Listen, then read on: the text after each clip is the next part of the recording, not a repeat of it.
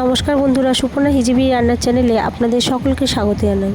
আমি সুপর্ণা আজকে আবার নিয়ে চলে এসেছি একটি নতুন রেসিপি। আজকে আমি করে দেখাবো পটলের দোরমা। তো পটলের দোরমা রেসিপিটি দেখার জন্য ভিডিওটি শুরু থেকে শেষ পর্যন্ত স্কিপ না করে দেখতে থাকুন, সঙ্গে থাকুন। পটলের দোরমা বানানোর জন্য আমি এখানে কিছু পটল নিয়েছি। পটলগুলোকে আমি ভালো করে খোসা ছাড়িয়ে কড়াইয়ে সামান্য নুন দিয়ে পটলগুলিকে আমি কিছুক্ষণ সেদ্ধ করে নেব।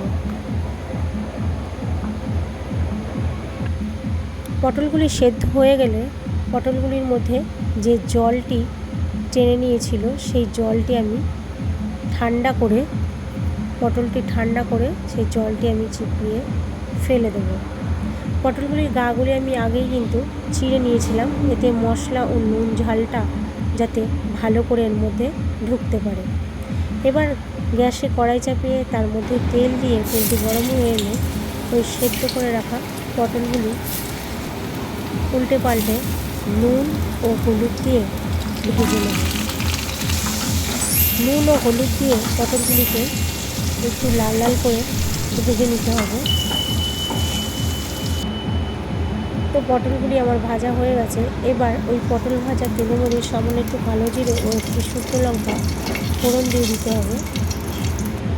ফোড়নটির মধ্যে মশলাটি গুলে, এর মধ্যে যে মশলা ব্যবহার করবো সেটি গুলে দিয়ে দিতে হবে। এখানে মশলা হিসেবে ব্যবহার করেছি জিরে বাটা, লঙ্কা বাটা, হলুদ গুঁড়ো, পোস্ত বাটা, কাজু বাদাম বাটা, সামান্য সর্ষে বাটা।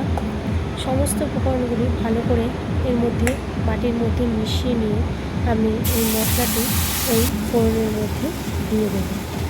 এবার এটিকে ভালো করে নেড়েচেড়ে এর মধ্যে পরিমাণ অনুযায়ী নুন দিয়ে দিতে হবে। এটিকে ভালো করে নেড়েচেড়ে যতক্ষণ না এটি থেকে তেল ছেড়ে আসে সেটার জন্য অপেক্ষা করব। মশলাটি থেকে তেল ছাড়তে শুরু করলে এর মধ্যে ভেজে রাখা পটলগুলি দিয়ে ভালো করে নেড়ে মশলাগুলির সঙ্গে পটলগুলিকে মাখিয়ে নেব। এবার যে বাটিতে আমি মশলা গুলে রেখেছিলাম বাটিটি ধুয়ে একটু সামান্য পরিমাণ জল দিয়ে দেবো এবং একটু চাপা ঢাকা দিয়ে দেবো। ঝোলটি ফুটতে শুরু করলে এর মধ্যে টেস্ট অনুযায়ী চিনি ও সামান্য উপর দিয়ে গরম মশলা ছিটিয়ে একটু ফুটিয়েই নামিয়ে দেবো। আপনারা চিনি না খেলে নাও দিতে পারেন, ওটাকে স্কিপ করতে পারেন। তো দেখুন আমার পটলের দোরমা রেসিপিটি একদম তৈরি। আমার ভিডিওটি যদি ভালো লেগে থাকে আপনারা অবশ্যই বাড়িতে একবার এইভাবে একঘেয়েমি পটলের ঝোল না খেয়ে এইভাবে নতুন স্বাদে পটলের দোরমা করে খেয়ে দেখতে পারেন। এটি কিন্তু খেতে খুব ভালো লাগে।